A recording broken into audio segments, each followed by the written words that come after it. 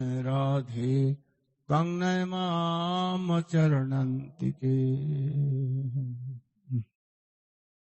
First of all,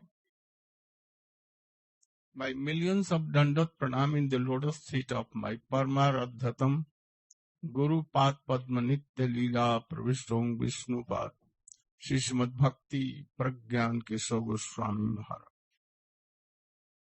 And same millions of dandot pranam in the lotus of feet of my Shiksha Guru Nitya Leela Pravishtom Vishnu Pad Srimad Bhakti Vedanta Swami Maharaj.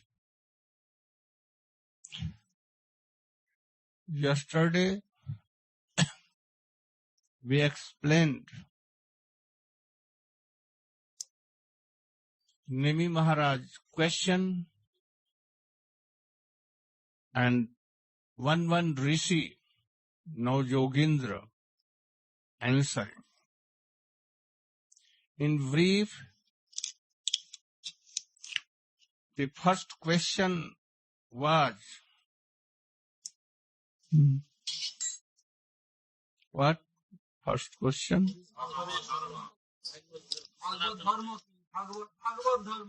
Oh. What is Bhagavad Dharma? By hearing that,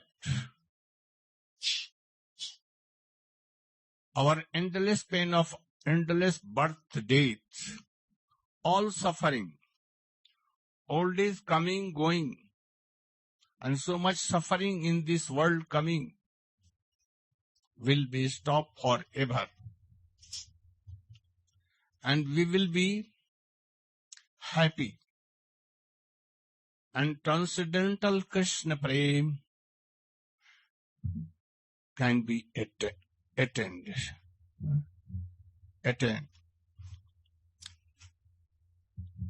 And especially he told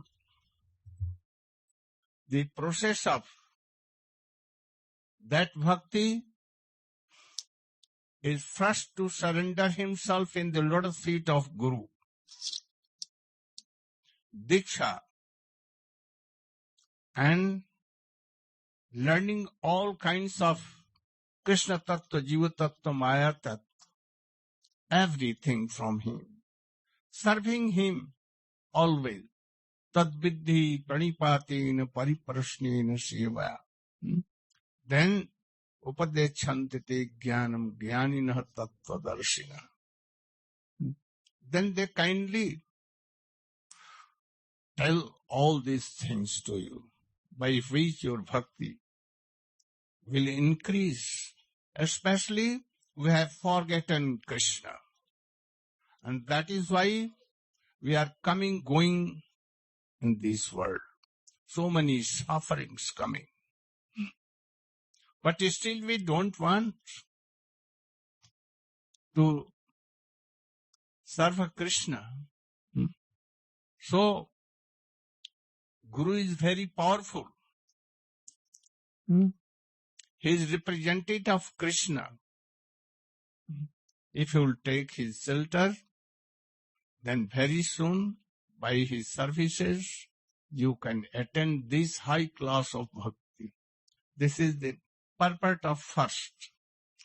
And then second question, what is the symptom of Bhagavad Bhakta? How we can recognize that he is best Bhakta among all Bhaktas? And then second, Kabi, hobby. Then hobby began to answer that there are three kinds of Vaishnava: Uttam, Madhyam and Kanishta. And he told Uttam Bhagavat, like Prahlad Maharaj, he will see his worshipable deity and his mood in his worshipable, in the heart of all. And in Krishna he will see all living entity, whole world. And giving respect to all.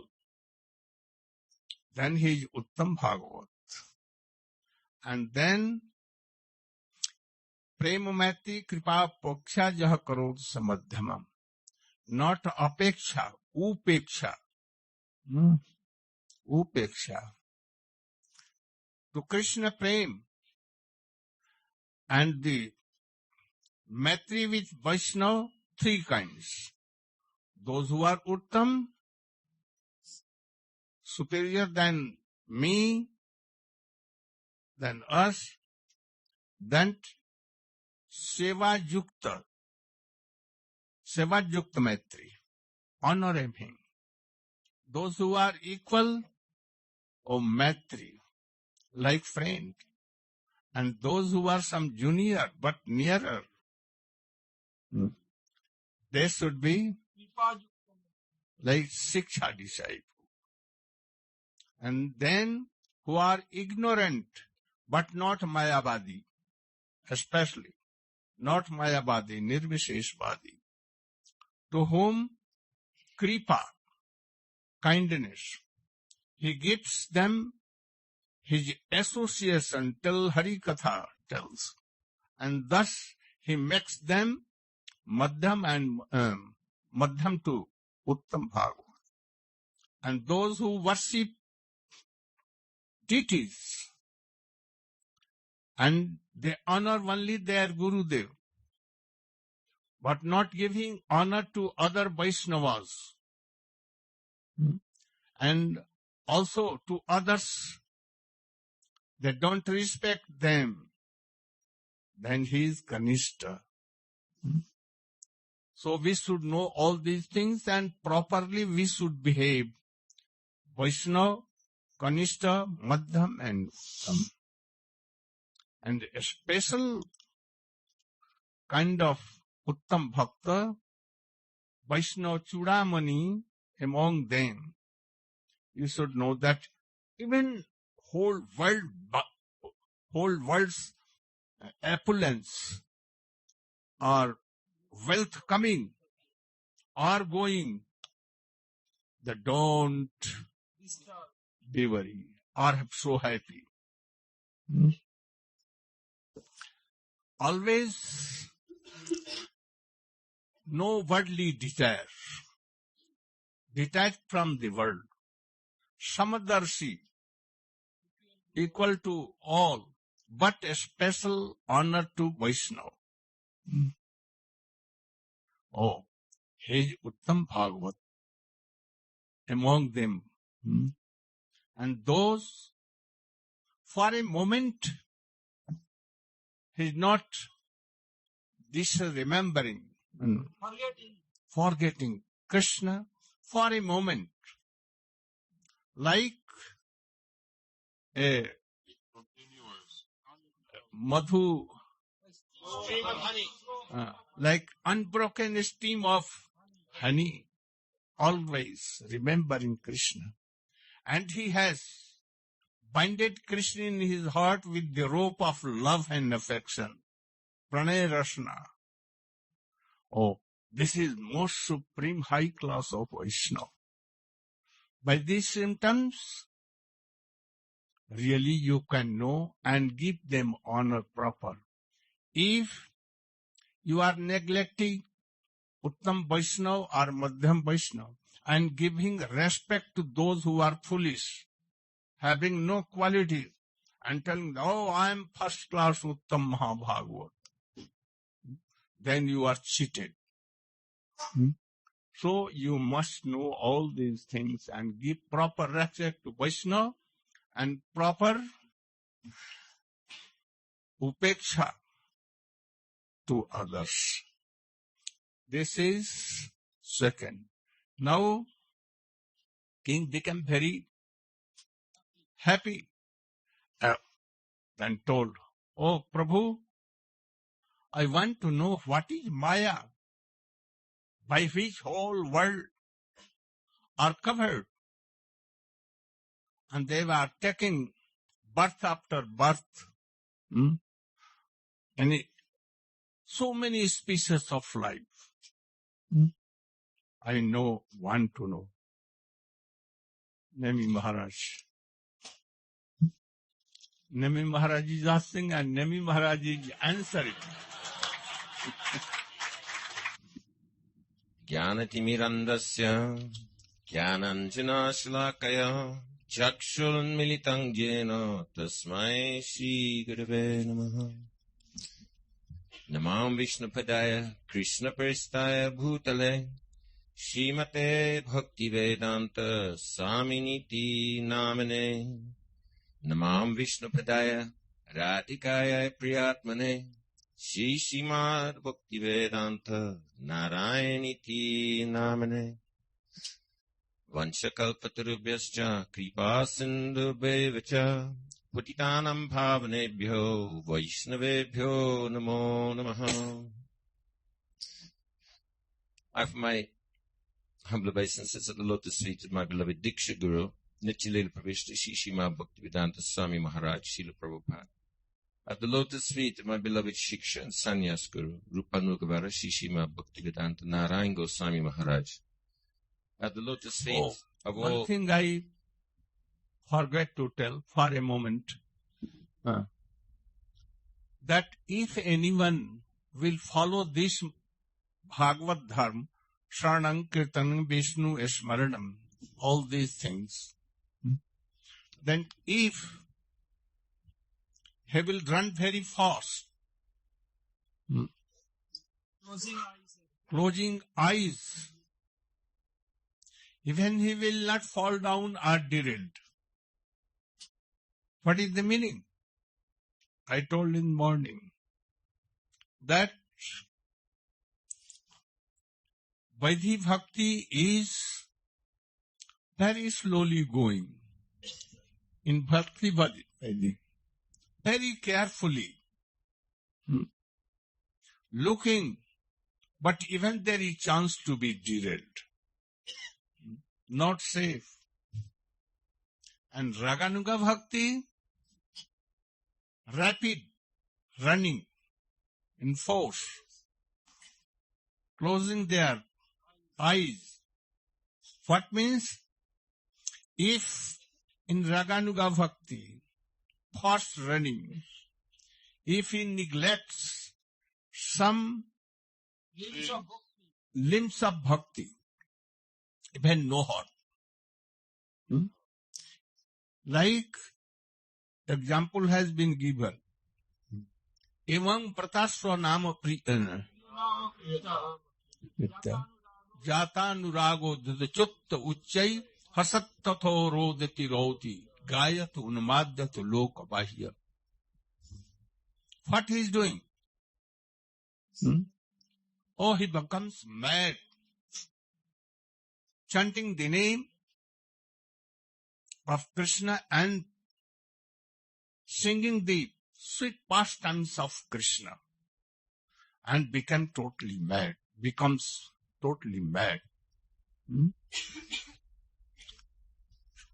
Subhadrani rathangapane janmani kanmaricha jani loke.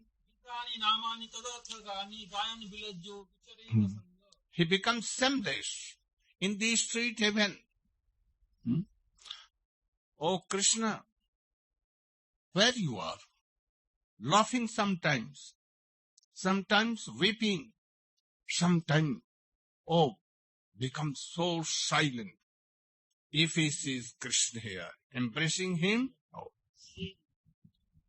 So, if anyone is going on the Raganuga path, running fast, closing eyes, that is neglecting some limbs of Vaidhi Bhakti, no heart, because he is totally mad. When he will remember all these things, Vaidhi Bhakti, like Haridas Thakur, one Krishna name always, and he neglected others. but he used to hear from Chaitanya Mahaprabhu sometime. So in this way, one is Vaidhi Bhakti, slowly going, closing eyes very carefully, and you know, Khurasya Dhara Nisita Durattaya. World is like very sharp sword. When what calamity, danger or suffering will come, anyone does not know. Anytime your death may come. So at once go to Gurudev, surrender and serve him, and learn all these bhakti. So this is the meaning. Now. I also offer my obeisances to Dandigan, my senior god brothers, god sisters, and all Vaishnavas, Vaishnavis. Hare Krishna. So, Srila Gurudev has explained that Nimi Maharaj, he's asking the Navigindras. So, Havi Kavi, they've explained, as Srila Gurudev has just now summarized. Now, Nimi Maharaj, he's asking about material energy, and Antariksha Rishi, he's giving explanation. So in his explanation, there are two aspects. One is he's describing how the living entities, conditioned living entities, become bewildered by the material energy. They engage in material activities due to false identification. They're suffering, thinking that I'm this body, suffering birth and death repeatedly, and thinking that they're happy, and repeatedly going through actual distress, so-called happiness and distress, but actually all distress. This is first aspect. So it's explaining that the living entity identifies himself with the body, just like when Srila Vyasadeva, he saw in trance, Atmanam Trigunatmakam. The living entity is conscious, spirit, soul, but somehow or other, by the influence of the material body, is thinking that I, whom seeing matter, am actually matter. It's completely irrational. This is the influence of the material energy. So this is false ego. Sometimes we think that false ego means he's very puffed up. This is just one aspect of false ego. False ego means ego identification, false identification. So what is this false identification? Krishna himself has explained in Srimad Bhagavatam when all the sages appeared at Kurukshetra. Yasyatma buddhi kanapeja dhatake sadi kalatradishu baume jidi yasyat tirtha buddhi salilena kahijich janeshu avigeshu sayev gokara. If I think that I am actually this body, which is actually composed, as Gurudev has explained, stool, urine, latrine, and all nasty things, then this is a mistake, big mistake. Or if I think that actually I'm a member of my family, I belong to innumerable families, human families, dog families, cat families, whale families, jellyfish families, all sorts of families. So this present family is not my family. But I'm thinking I'm a part, I have to do what my children say, what my mother says, my father says, my husband, my wife says. I don't have time to serve Krishna. This is also false identity. Then I'm Russian, I'm English, we identify with our country, our community, American, French, whatever. So we have our own particular ways of doing things. I've got my duties to my country. This is also false identification. And then falsely identifying with our religious beliefs. Going, for example, to place of pilgrimage and simply performing rituals, ritual bath, instead of hearing from the pure devotee who's sitting and ready to give Harikatha. Just like when we go to Nirvana Ghat, previously with Srila Gurudev. So, on the bank of Ganga, thousands of the pilgrims, they all jump into Ganga for bath. And Srila Gurudev is sitting with the deities. He's saying, now we shall see who wants to take bath in the nectar of Ganga and who wants to take bath in the nectar of Harikatha. So this is also false identification. Then how we can become free. So Srila Bhaktivinoda Thakur, he's explained in Jaiva Dharma that the way to become free from this is only by association, identifying with pure devotee. Just like Srila Gurudev said, what is your identity? Actually, we don't know. We can say spirit soul, but what is spirit soul? We don't know. At least I don't know. But what do we know? What are we acting as? Acting as servant, disciple of Guru. This is our identity. So, Thakur Bhaktivinoda, he explains there's 4 moods in relation to the pure devotee. Atma Buddhi, Jata Buddhi, Ijja Buddhi, and Tirtha Buddhi. That if we think Atma Buddhi, the pure devotee is dearer than my life. Atma, actually, Guru Devatatma, he's my life and soul, actually. Jata Buddhi, that my family is Gurudev and his family of devotees. Ijja Buddhi, that my life energy belongs to Gurudev, not to my country. I want to die for Gurudev, not to die for, George Bush in his righteous struggle for the oil fields. And Tirtha Buddhi, that Gurudev is a place of pilgrimage. So if we adopt this relationship, we practice and develop this relationship to pure devotee, then we can become free from these 4 modes of false identification, otherwise not. Then second aspect of Sri Antariksha's instruction, it's how the material energy becomes unmanifest. So Sri Kapiladev has explained how the material energy appears. At first sight, it seems like a kind of mythological gobbledygook from the Western point of view.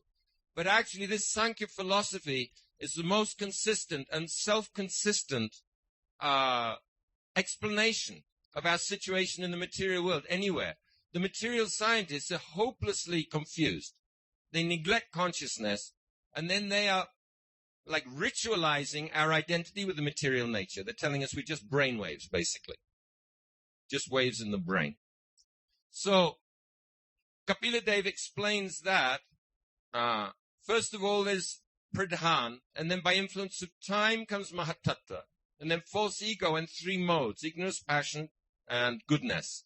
So out of the mode of ignorance, first comes sound. So at least the scientists got that right, Big Bang Theory.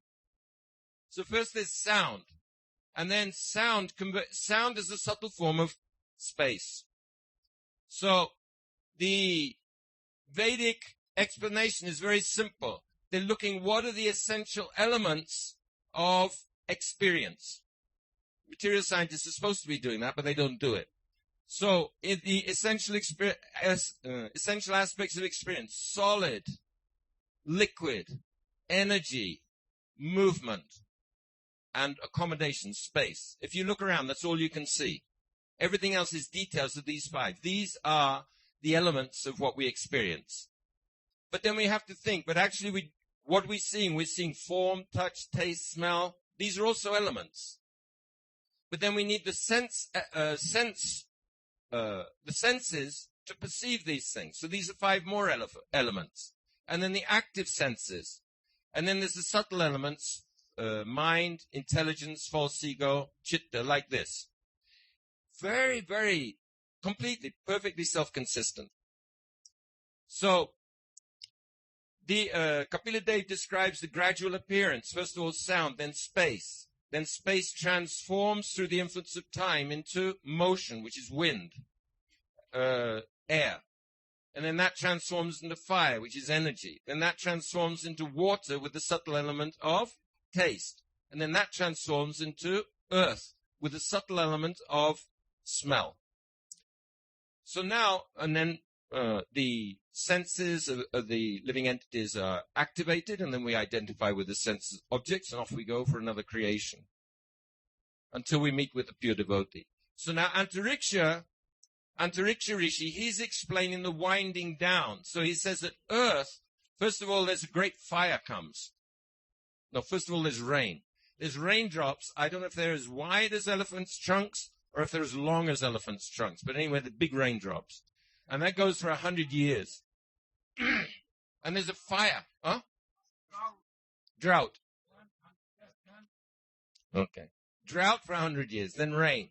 a fire comes from the mouth of Sankarshan. Sankarshan. And then a great wind. This is not ordinary wind. This wind is robbing the elements, robbing the gross elements of their subtle elements. So it takes the smell out of earth, and earth collapses back into water. It takes the taste out of water. Water collapses back into fire. It takes the form and light out of fire, and fire collapses back into air. And then it takes the motion out of air. Air collapses back into space, and then space collapses also. And then the Mahatattva also collapses, all unmanifest. So this is our timetable. Unless we actually follow the instructions of the pure devotee, we not only birth after birth after birth, but creation after creation after creation. Bhutva bhutva praliyate. Repeatedly taking birth, becoming manifest, and again becoming destroyed. So this is the explanation, Shri Antariksha's explanation about material energy. Hare Krishna. Hare.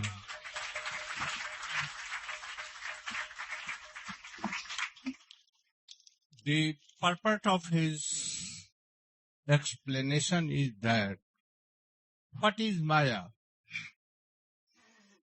By words we cannot explain, but by the activities of Maya, we can know something. This Maya, what? A power of Krishna, by which we have forgotten us and thinking that this body is me and related to this body is mine. By which power of Krishna we think like so, it is Maya. Also, though who is here in the form of Antarjami Purush, Paramatma, and he knows everything, and he himself watching only, looking, and jivas are not doing. They are Dehatma Buddhi, they enjoy the fruits of their karmas. This is Maya, by which we are always injured in our soul, gross and subtle body. This is Maya. By which power we are controlled and do Shubh and Ashubh karma, auspicious and inauspicious karma. And we take birth and death, and for whole life, our whole time creation, we are going and coming and thus suffering. Oh, that is Maya. And by which Mahapralaya that he explained is done. Oh, she is Maya. Very durattaya, difficult. Only those who are mam maya durattaya mamev je prapadyante mayam etam. Only those who will take shelter of Guru Vaishnava and serve Krishna and full surrendered to Krishna, only they can cross that endless Maya. And then he is asking Nemi Maharaj, very satisfied, I am very satisfied by your answer. Now I want to know, this Maya is very difficult to cross, very difficult.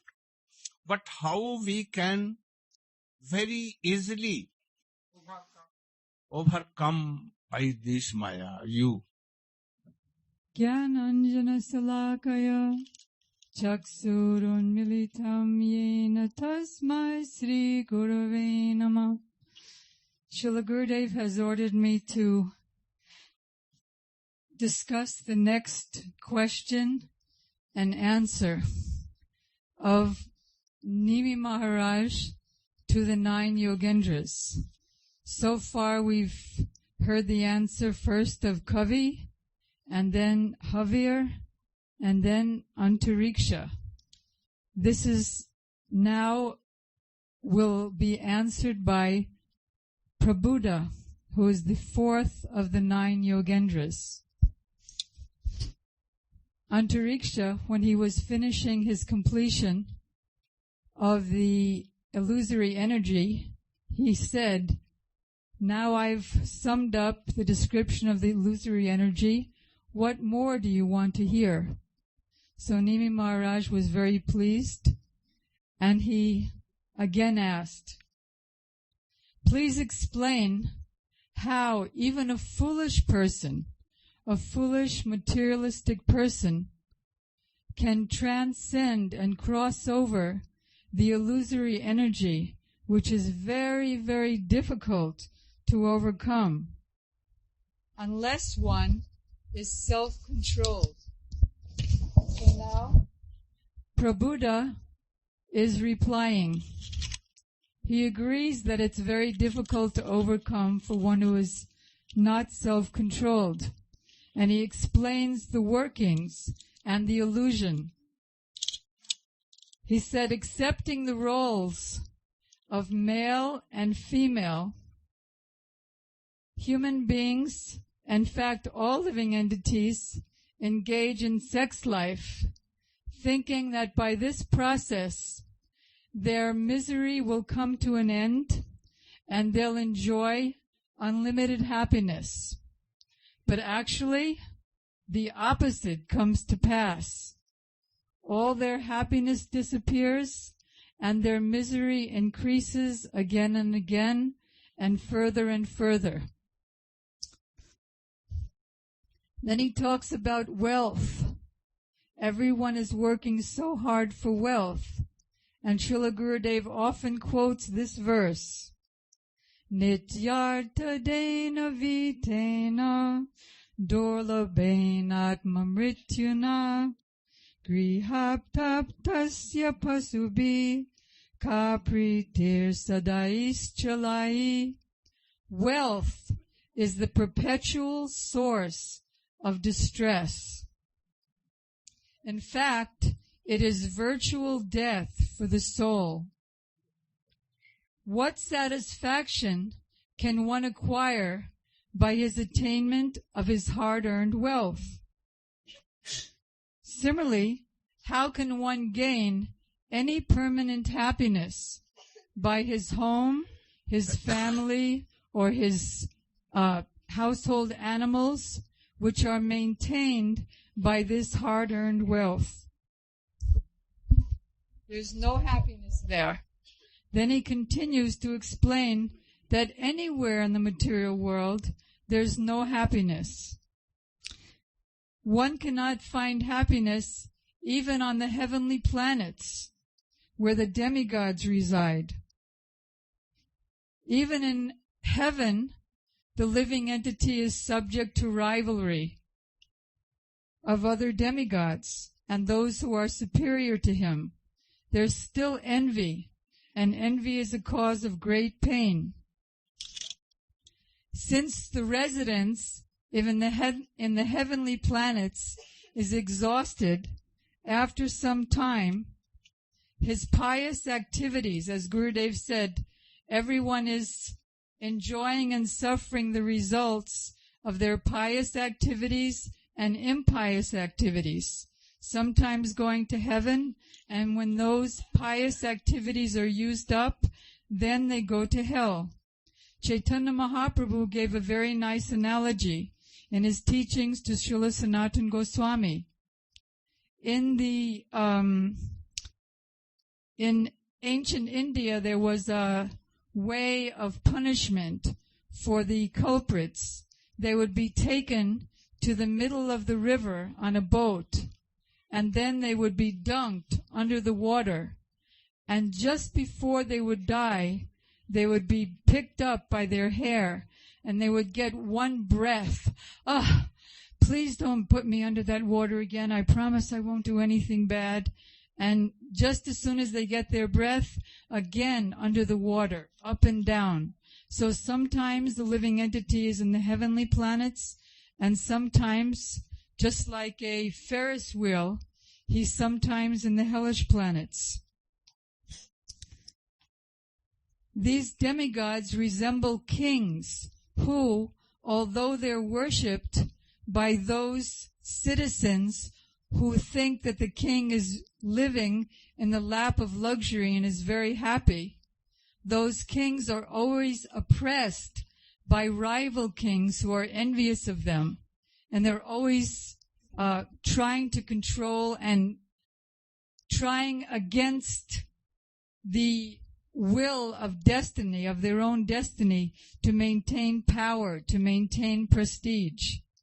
So even those in the most powerful positions are always suffering and afraid of losing their positions, always envious of others, always angry, always conniving and manipulating, and in this way they feel all kinds of pain.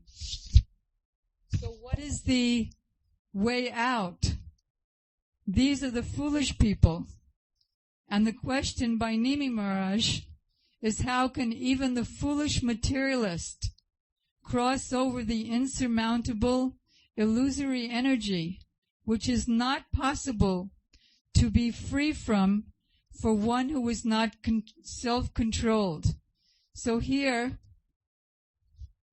Prabhupada, Sage Prabhupada, is first explaining the various kinds of persons who are not self-controlled, and now he's giving the way out. And you'll all recognize this very, very popular and very important verse coming up. Tasmad gurum prabhadyetat jigyasu sreya uttamam shabde pare chanisnatyam brahmani upasamashrayam. Therefore, considering the very miserable condition in all species of life, and the waste of time in trying to be happy, and the more we make arrangements to be happy, the more miserable we become. Therefore, a person who seriously desires happiness, there's two kinds of happiness, Shreyas and Preyas. One who wants Shreya Uttama, the highest real happiness. Our Srila Prabhupada gives an analogy of Preyas and Shreyas. Preyas means temporary, false happiness. Just like a baby will be crawling. And a baby, as many of you know, has no sense of discrimination. The baby in crawling will see an open safety pin and think, oh yes, this is for my eating. It's so shiny. And then he'll put it in his mouth and become full of misery and pain and blood. Whereas an adult, he'll discriminate. This is for my eating and this is not for my eating. This will be bad for me and this will be good for me. I was once on a morning walk with our Srila Prabhupada in 1969 in Boston, and there was a pigeon eating vomit in the street. So he said he has no discrimination, and most everybody has no discrimination. A human being has to discriminate what they eat and what they don't. And similarly, one who wants real happiness has to discriminate what is good for me and what is not good for me. So what does he do to find out? One who seriously desires real happiness must seek out a bona fide spiritual master and inquire from him and accept initiation from him. The qualification for the bona fide guru is that he must have realized all the scriptures, not only knowing them, quoting so many verses one after another, or even explaining their meaning.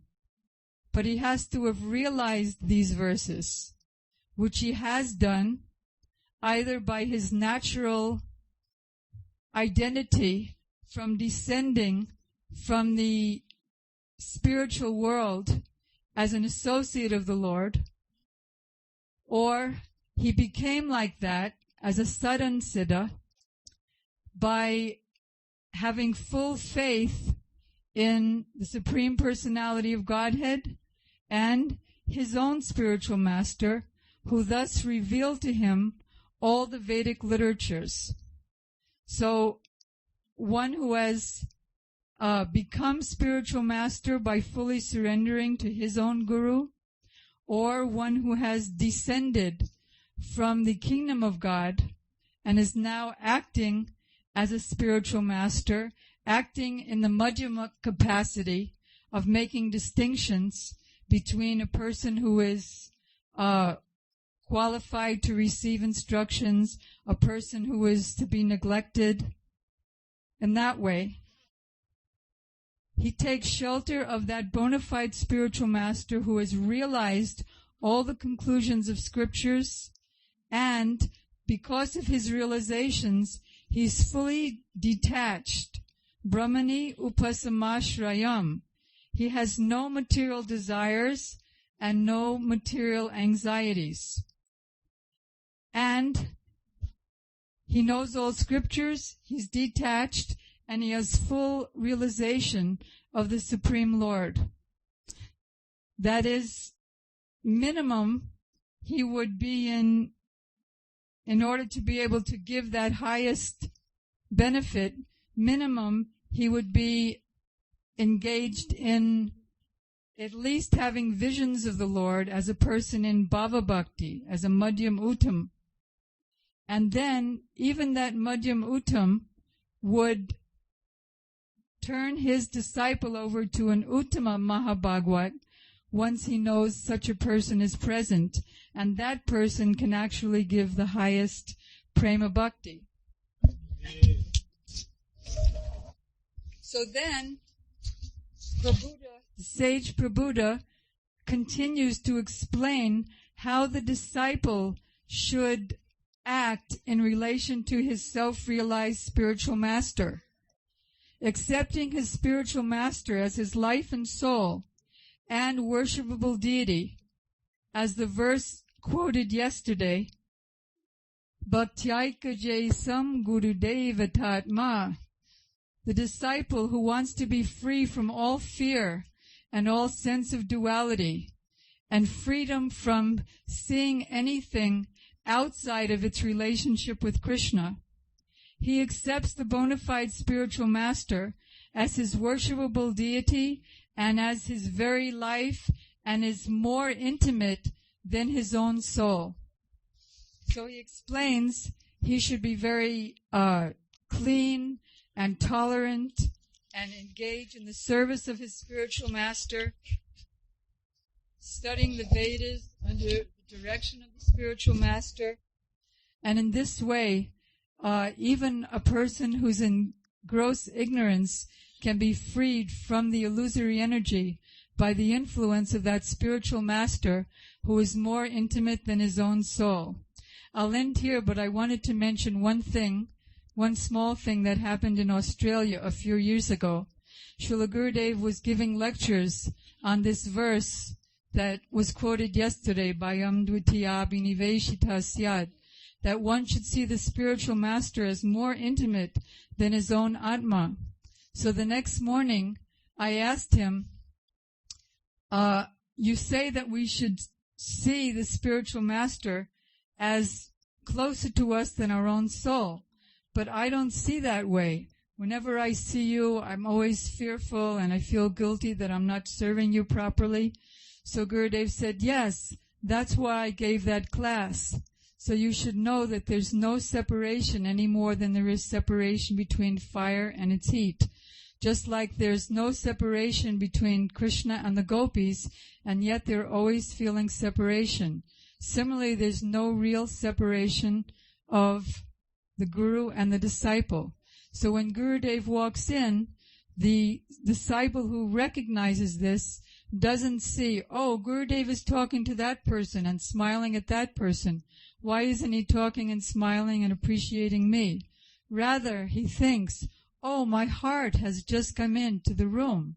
My soul has just come into the room. And now he's speaking with this person and that person. And thus, that disciple becomes happy, increasingly happy. Thank you.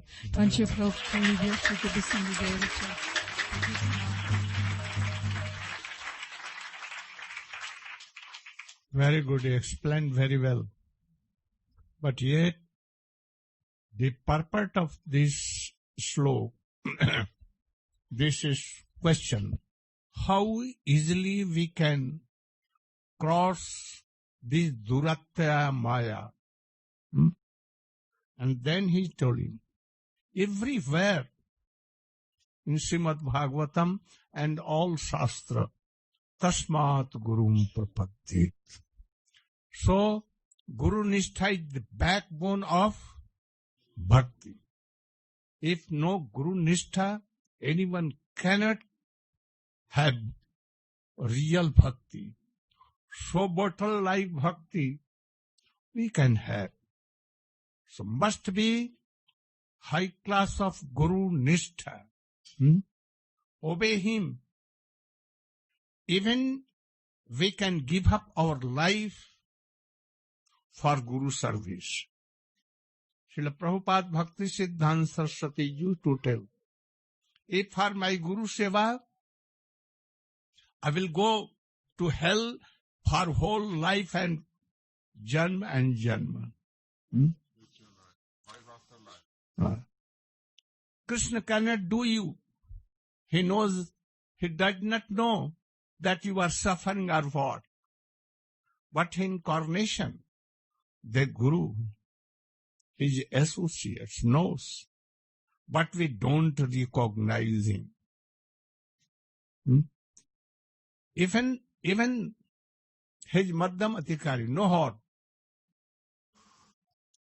Try to please him. Don't do anything against him.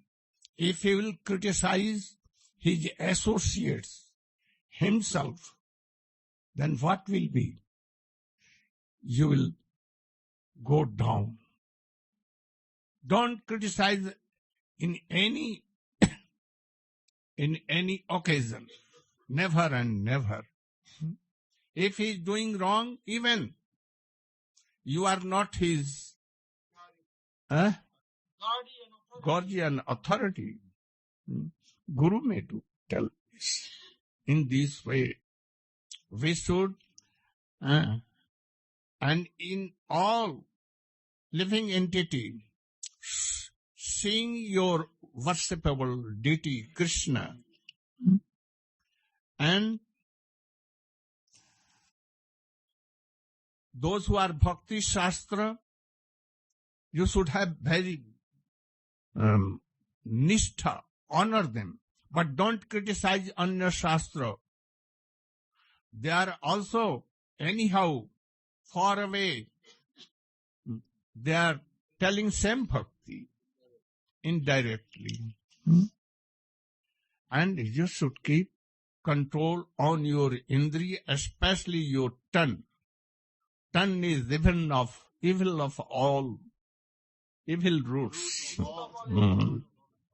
And sarvapari, among all, you should always hear very powerful, wonderful, sweet pastimes of Krishna and preach this to others.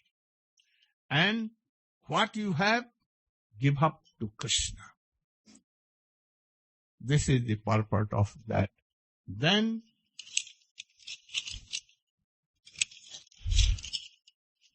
he asks fifth question. What is the Swarup of Narayan or Supreme Personality? Yeah, you do Australian melody. Male will sing with him and female with their party. or let it come out.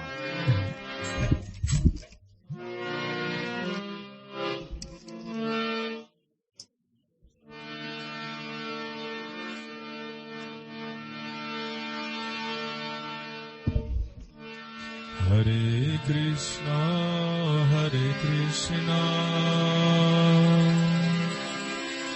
Krishna Krishna, Hare Hare, Hare Rama, Hare Rama, Rama Rama, Hare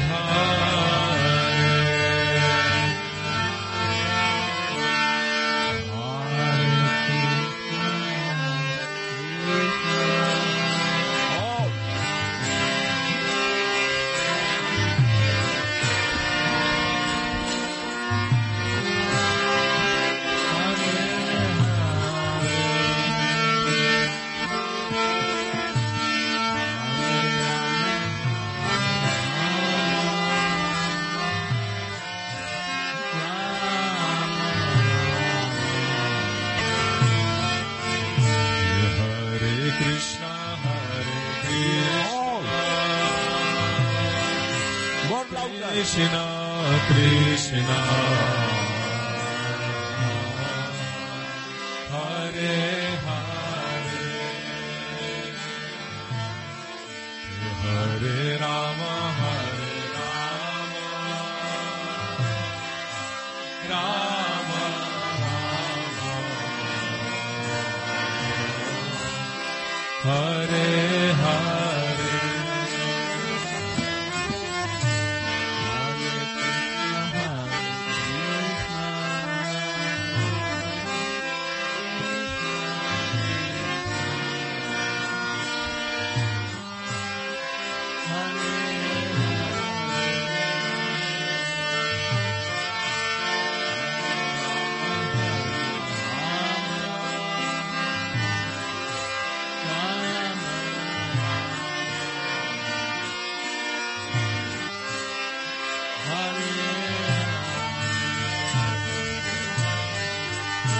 Hare Krishna, Krishna Krishna,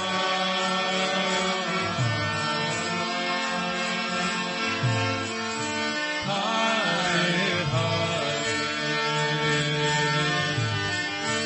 Hare Rama, Hare Rama, Rama Rama,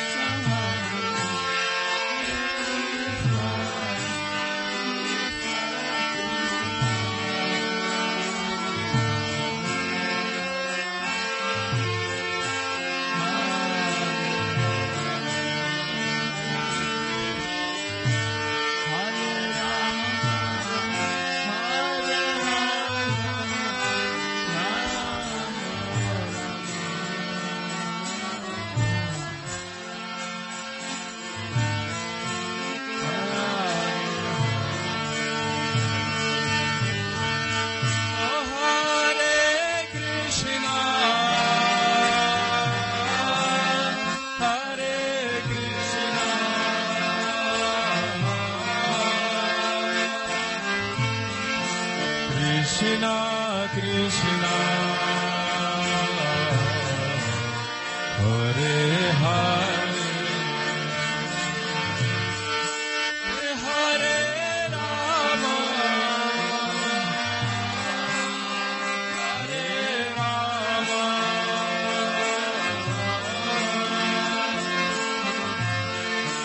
Rama Rama, Hare Hare.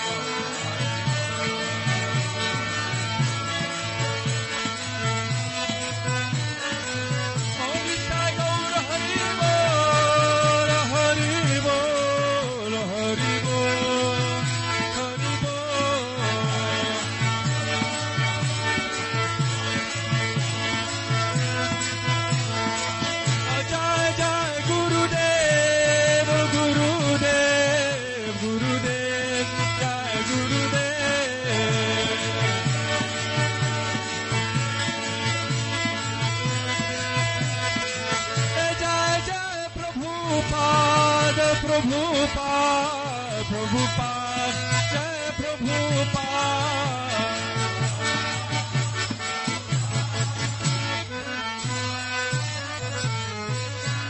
Shri Shri Nitai Gaura Premanande.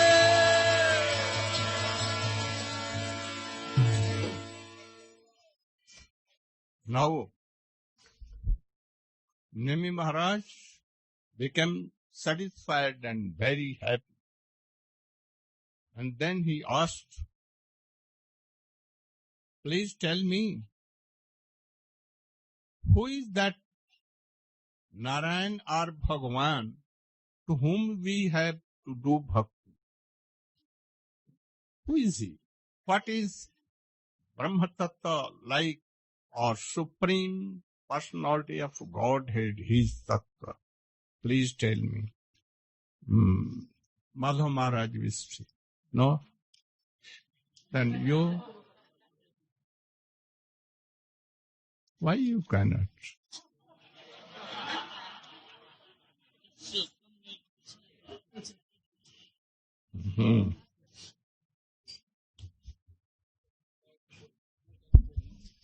Guruve Gaurachandai Radhikaya Tadale Krishnaya Krishna Bhaktaya Tadabhakta Namo Namaha. So first I offer pranams the lotus feet of Gurudev, on Vishnupad, Srimad Bhaktivedanta Narayan Goswami Maharaj, Sannyasis, Vaishnavas. So we are very fortunate to hear the beginning of the 11th canto. It's described, these 12 cantos of Bhagavatam is Krishna's Swarup. So the 10th canto is Krishna's face. The 5 chapters dealing with Ras Lila is Krishna's smile. The 11th canto is the head, means the brain of Krishna, figuratively speaking. Because there, after giving instructions after fixing the goal in the 10th canto, 11th canto gives the process of sadhana bhakti. So already this is the 5th question asked by Maharaj Nimi to the Navayogendras, the sons of Bhagavan Rishabdev. So you think carefully what we've heard so far. What is Bhagavad Dharma? What is Bhakti Tattva? What is Maya Tattva? What is Bhakta Tattva? And now we're hearing what is Bhagavat Tattva. What is the Swarup of Narayan? Therefore, Nimi Maharaj, he asked, please tell me if you think I am qualified to understand what is the Swarup of the Supreme Lord, Sri Narayan. So the Navayogendras, which one was it? Nikolai Maharaj said, even though Bhagavan is present in the creation, maintenance and dissolution of the universe, still he has no cause himself. Even though he is the cause of all causes, and all effect which we see in this world is nothing else but him, still he maintains a separate existence outside of everything. Just like in Chatur Shlok Bhagavatam, see, Narayan gave that inspiration to Brahma. Aham eva sagevagli nanijat sadasatparam tatpasat taritacha yo viseto so asmi aham. O Brahmaji, what you see before the creation, there was only me. What you see now, this creation is nothing else but me. And after this creation is dissolved, only I exist. Therefore, Bhagavatam gives the example like a spider, isn't it? That spider web comes from no one else but him. But before the spider web was there. That spider web comes from the spider. And after the spider web is dissolved back into the spider, only the spider exists. Therefore, the Supreme Lord, he is both the cause and the effect of everything in creation, material and spiritual, but still he maintains a separate creation, a separate existence outside of cause and effect. Therefore, it is he only which pervades everything. So this 11th canto is a very wonderful explanation of Advaigyan Tattva, how nothing is separate from Krishna.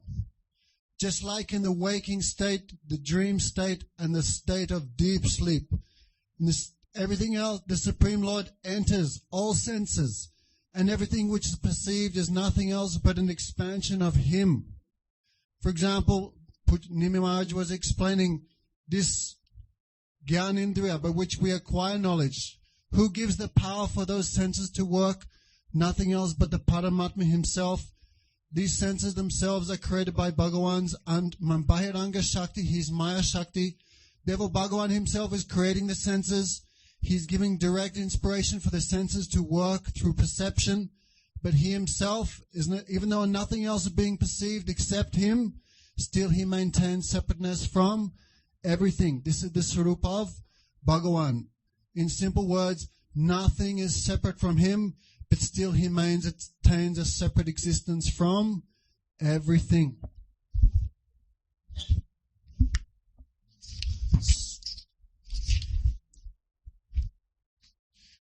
Therefore, but do not think because these senses come from Sri Narayan that he can be perceived by sense perception. This is not true.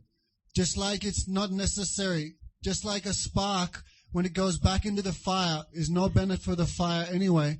In the same way, even though sense perception comes from him, still the senses of living entity cannot in any way transform his Swarup, nor can he be understood by direct sense perception. What to speak of Bhagavan not being able to be described or realized by the senses?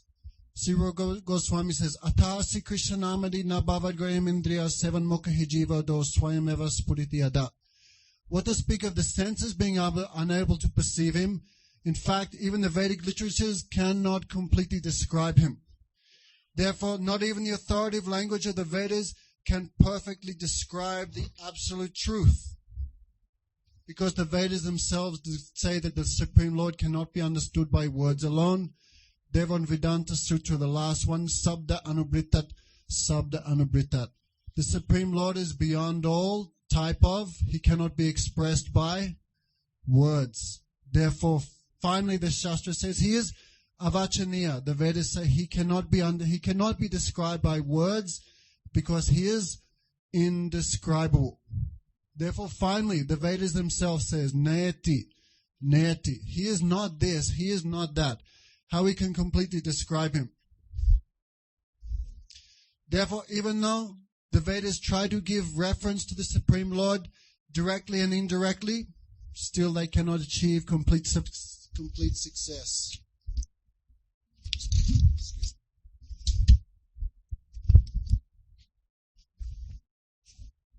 Therefore, there is only one absolute truth. Those three modes of nature by which everything appears to be different from him is nothing else but his external illusory potency. Thus, he is so unknowable that even the demigods cannot completely understand him. That supreme absolute truth is the source of all subtle and gross manifestations. But he is simultaneously transcendental to them because he is absolute. Absolute means everything depends upon him for their existence, but Krishna does not depend upon anyone for his existence because he is called Swarat or self-manifest. Okay, thank you. Thank you.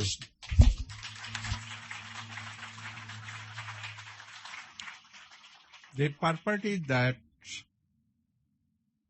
what is the Swarup of Bhagavan?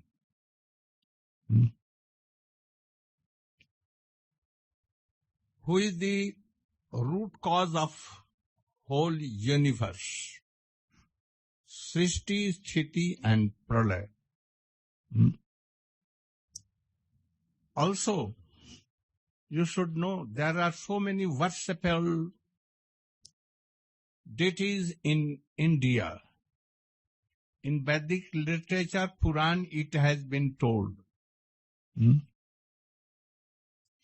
Like sometimes Brahma, Shankar, sometimes Ganesh, sometimes Surya, sometimes Shakti, sometimes Narayan, sometimes Dwarkadhi, sometimes Brajesh Krishna.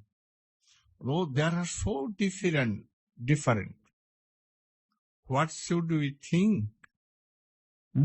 So he is telling that really who is Anadiradi Govinda Sarva Karan Karanam. He is the root cause of everything.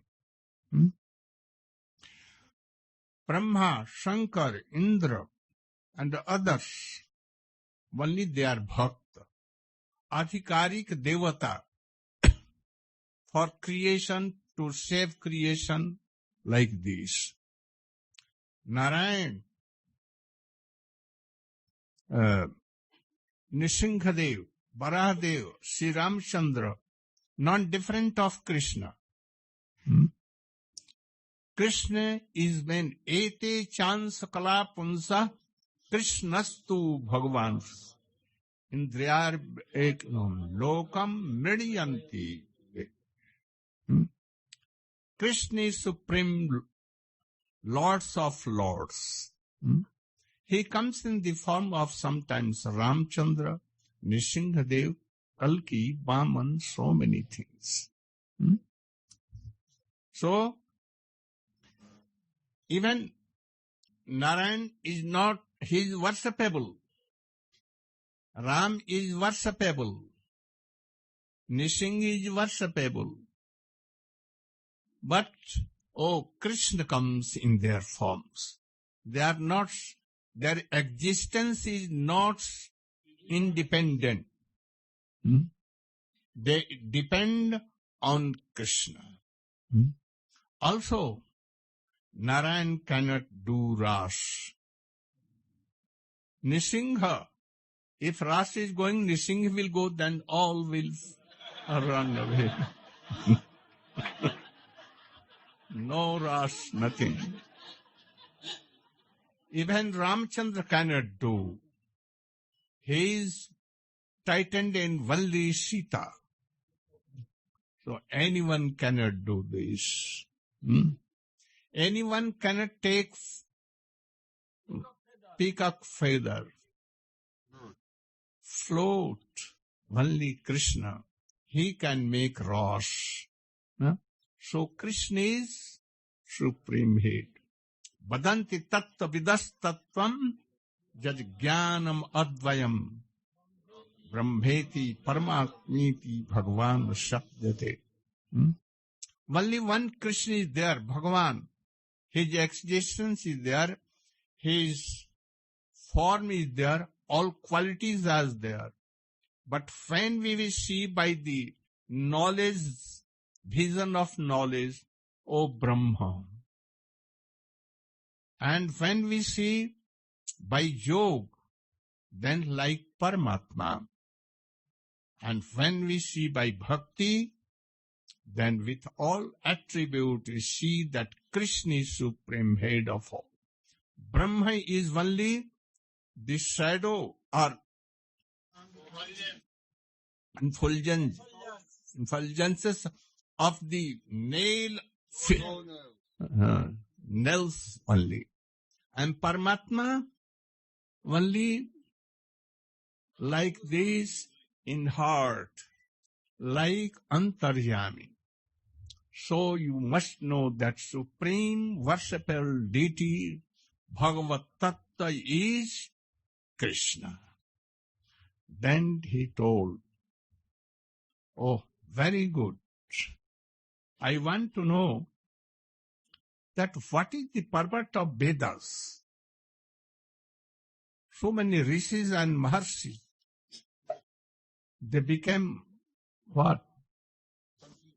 Confused. What Vedas are telling. In Veda it has been telling, Vedas are telling that do sacrifice.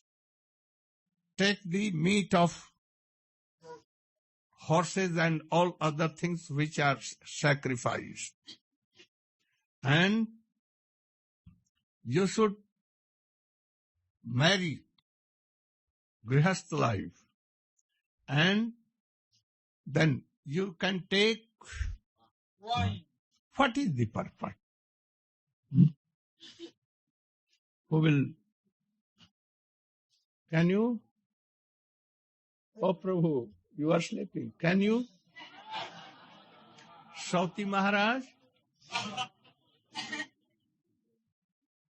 Then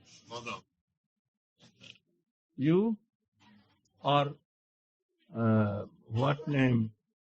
Radhakant Prabhu? Where? Where? Can you? Bhagavat?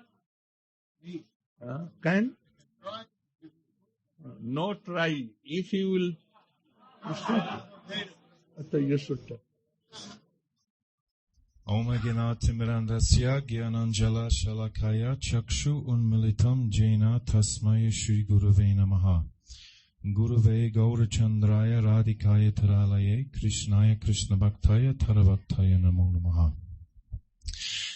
I first of all offer my Dandavat pranams unto my beloved Gurudev, Om Vishnupad, Paramahamsa Parirajgacharya, Asto Tarasara Shishimad, Srila Bhakti Vedanta Narayan Goswami Maharaj, and unto all the Tridandi Sannyasis and the Vaishnavas, devotees of the Lord, Dandavat pranam. So the inquiry is being addressed to Avihotra Maharaj, responds to Nemi Maharaj's question about the purport of the Vedic literature. There are many instructions throughout the Vedic literatures as to sakarm karma, nishkarm karma, etc. And vikarma. Vikarma also. But it's described how if we do activities wanting some result, this is sakam, and the example is Dhruva Maharaj. So this is not the highest practice for our devotion. If we perform some act of devotion, but we're wanting some remuneration for it, then this is called sakam.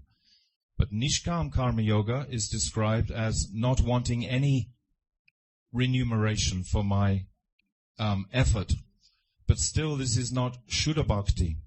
Shuddha Bhakti is beyond Nishkam.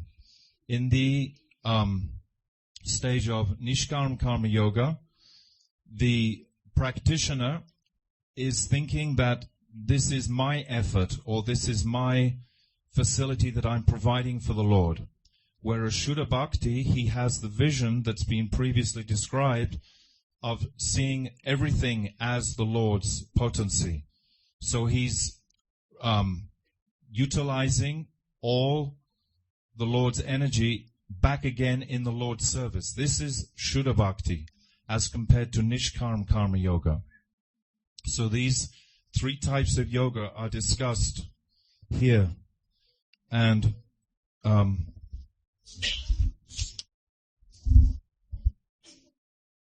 it's saying here in this translation, childish and foolish people are attached to materialistic, fruitive activities, although the actual goal of life is to become free from such activities. Therefore, the Vedic injunctions indirectly lead one to the path of ultimate liberation by first prescribing fruitive religious activities. This is Sakam Karma Yoga. Just as a father promises his child candy, so that the child will take his medicine. So the Vedic scriptures are designed for the conditioned soul, to pull the conditioned soul to a spiritual transcendental state of consciousness. It's saying in the second canto, Bhagavan Brahma Karsnena Tira Vikyasya Manasya Tad Avyaya Sakuteshto Ratir Atmanyato Bhavet. But Lord Brahma, he studied the Vedic scriptures 3 times scrutinizingly with his 12 heads. And the conclusion that he reached, 4 heads, sorry, so 12 times. 12 times with his 4 heads. Yeah, right. Right. So 12 times he studied the Vedic scriptures. And the conclusion he reached was Ratir Atman Yato Bhavet, that attraction for Krishna is the ultimate goal of life. So the different regulations that were instructed through the Vedic scriptures bring us to the conclusion ultimately, as we just hear from Pujabhat Damodar Maharaj, of coming to the 10th canto of the beautiful smiling face of the Lord. So, and developing attraction for this personal aspect of the Lord, rather than performing various Vedic injunctions just to simply have some remuneration in this world. So Srila Gurudev began his lecture tonight by describing if someone is running very fast, but is with eyes closed even and slipping, that this is actually indicating the path of Raganuga, not this path of following the Vedic injunctions explicitly, but following the Vedic injunctions with the vision of developing this attraction in the heart completely for Radha and Krishna. So this is the ultimate conclusion of the Shastra, to bring us to an attraction for Krishna. The next verse is saying, if an ignorant person who has not conquered the material senses does not adhere to the Vedic injunctions, certainly he will engage in sinful and irreligious activities. Thus his reward will be repeated birth and death. So for not following these instructions and injunctions, the system that the Lord has provided is Varnashram, the system where by our daily lives we can bring ourselves to focus completely on the Lord more and more through our activities, all of our activities, to be focused on bringing pleasure to the Lord.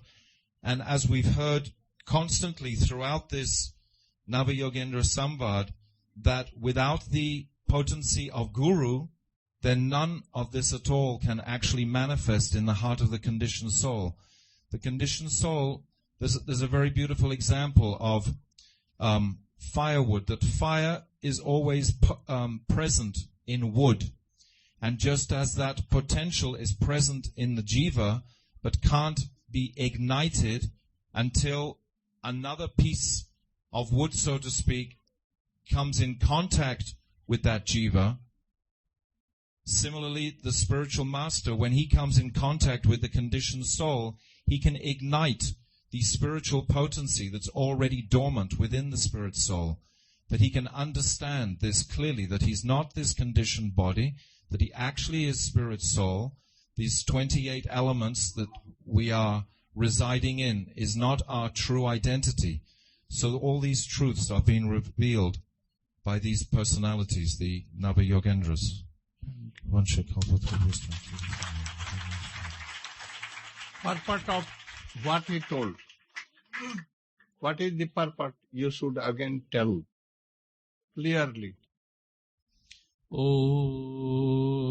Ajnanatimirandhasya Gyananjanasalakaya Chasurunmilitam ye Tasmai Sri Guravi Namah. First of all, offer my thousands of obeisances, lotus feet of Srila Guru Padma and all Vaishnava sannyasis and mothers, sisters and everyone, please accept my Dandavad Pranam. So now, we heard so many kathas, 9 rishis. They spoke one questions and answers. So, they gave so many answers. There are now, Gurudev gave order. So, anyone working in this world, what is we are doing? So, everything called karma. By mind, by heart, by body, so we are working. But there have so many differences. Karma, akarma and bikarma.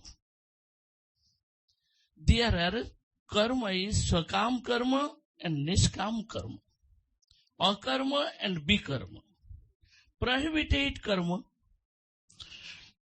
So we are killing cows, animals, violence mode. This is prohibited karma. This is called bikarma. Akarma. Sometimes we have necessity this work, but that time we are not doing. This is called akarma. And swakam and niskam, when we have desire, material desire, selfish mood, selfish desire, and always we are working for ourselves. This is called sakam karma. When we have no any desires, only helping, working, so this is called niskam karma. One side jnana, other side bhakti. When we are following bhakti, we have no any selfish desire, no any one mood, no anything else. Only serve him Sri Krishna, serve him Guru Padma, no any desires. This mood, this is called niskam karma bhakti yoga. Oh, this is called Nirguna Bhakti. Nirguna bhakti. Nirguna. More And higher than Niskam Karma. So other way, many persons, Gyan yogis, they are following Gyan yoga. They have no anything else, no any desire, so left all things. Then they are following work, karma. This is called niskam karma. So there are so many types karma. Paraksha vado vedoyam balanam anusasanam. So Ved Shastra spoke, everyone must follow the karma. Without, everyone will be lazy and sleeping, not working. So must follow the karma. But don't go any material sense enjoyer mode. Everyone follow me, then life will be successful. So in this way, Ved Shastra spoke and anyone doing work. But when they are offering whole work, whole energy, whole karma, then will be successful, then will be pure. Like ghee. We are eating so much ghee, then what happening? After that, so many problems come. First, heart problem, body problem, health problem, any kind problems come. But if use medicines, with medicines eating ghee, then no any problems. When we are working and for ourselves, then will be problem blindness. So Sri Krishna told, when we are working for ourselves, for family life, then blindness, anything blindness come. Binding in ignorance and falling in Maya. And when we are offering whole karma for Vishnu, for Sri Krishna, then no any bondage. No any bondage. Then everything will be free. Other way, so many persons sense enjoyer, they are working bad habit, bad things, sense enjoying mood, they are laughing. Oh, sadhus come. They put white chandan and this is mud. So why he put this wooden stick? So why he put? Oh, yeah, where from come ye sadhus? They are not great sadhus, so they are so false and cheater. They are laughing, joking, and talking so many false. They are saying, oh, sense enjoy is best life. Without sense enjoy, how can live? And how can eat? So they are saying so many talks and many things. And give him bliss to any others. Oh, we are great person. We have so great knowledge.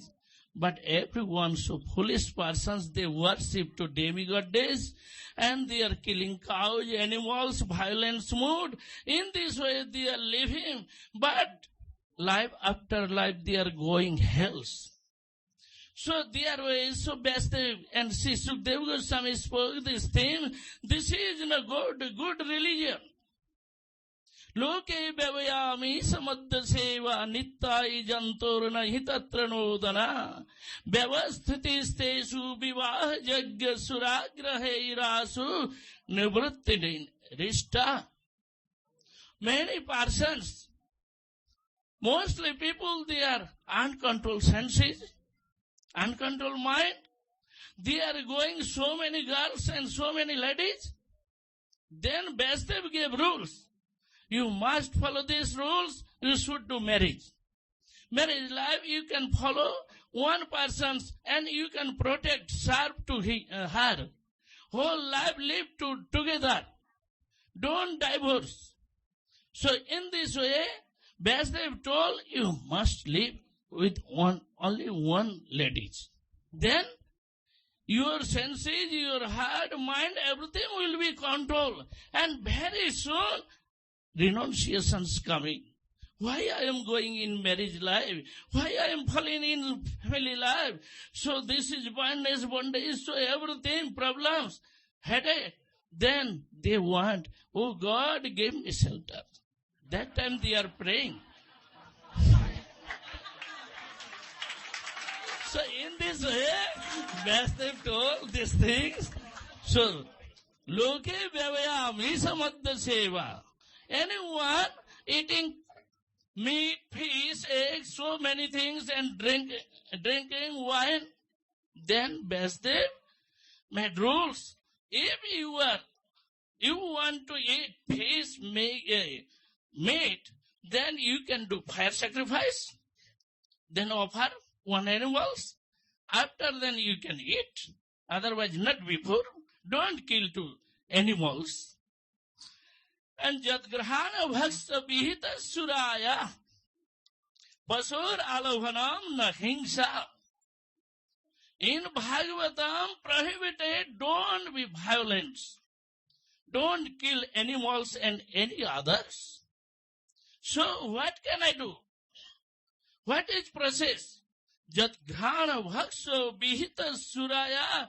If one drinker, so always drinking, then how can left?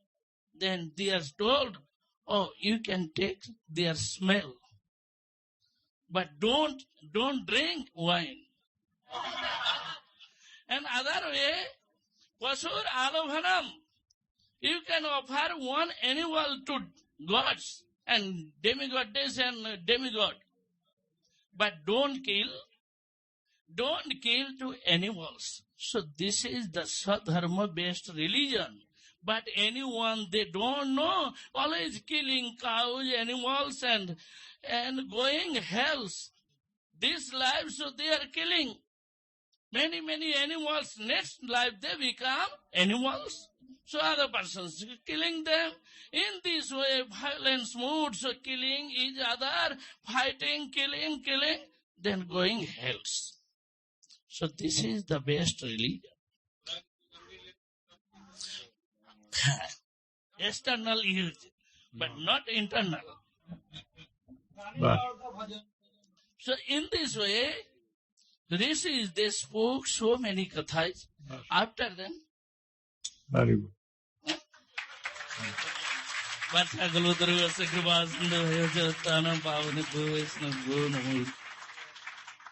He explained very clearly all these things. With naturally, all beings, they want to meet acts and to enjoy so many ladies, or ladies also like to enjoy so many, and so many things. So Vasudev is telling really what he told. Come from pravritti to nivritti.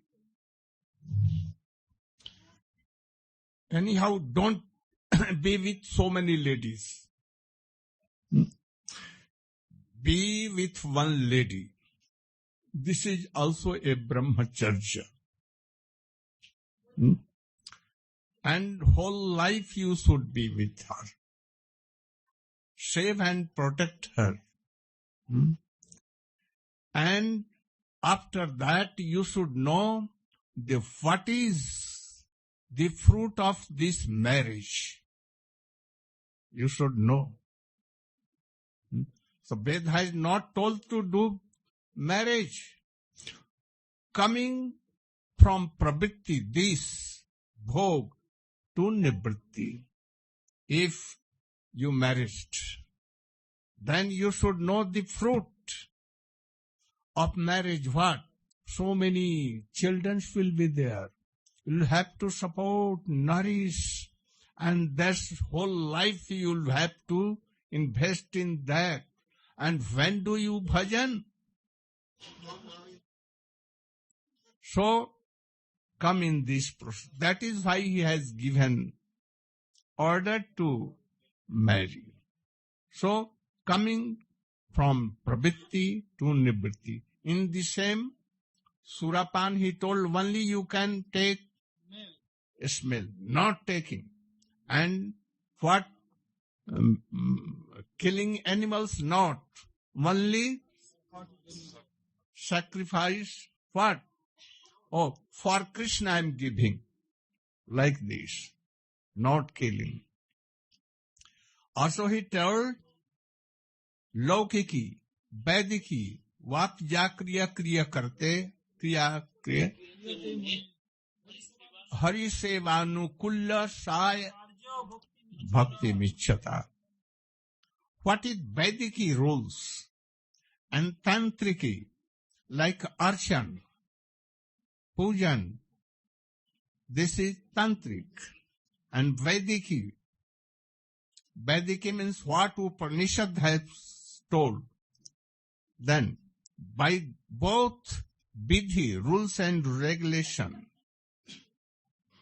you should worship, do Aradhana of Supreme Lord Krishna.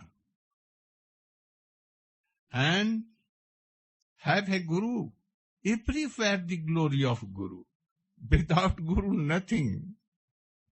And then take initiation, then take Siksha from Guru. Serve Guru as your Laukik Bandho.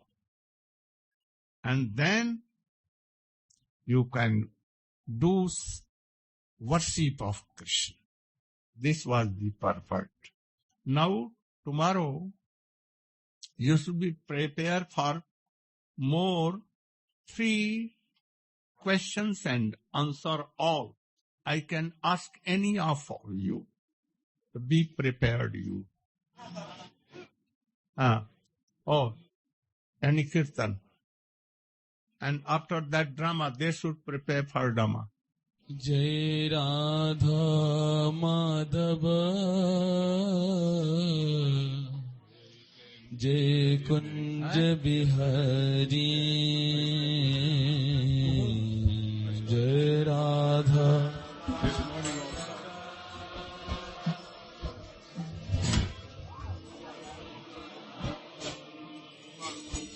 Jai Radha Madhava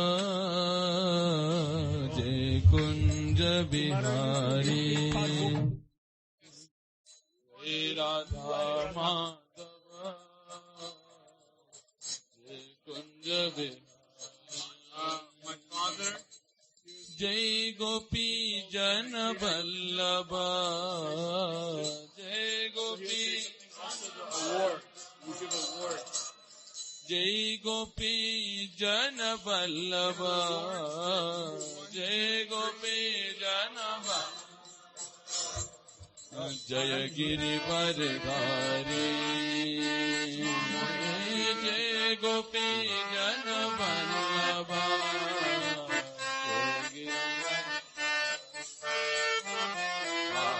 Jai Radha Madhava Kunja Bihari Jai Radha Madhava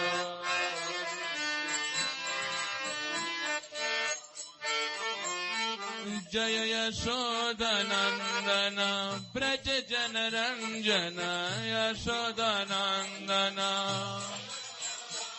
Jaya Yashoda Nandana Braja Jana Ranjana Yashoda Nandana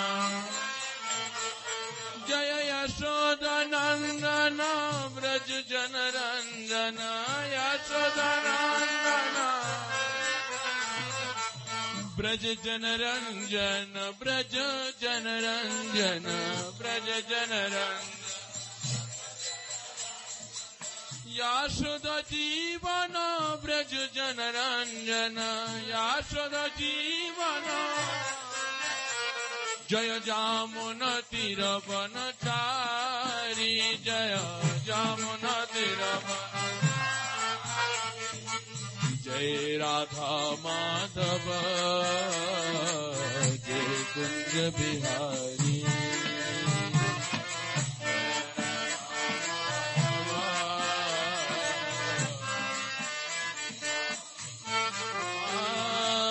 Jai Gopi Jan Vallabh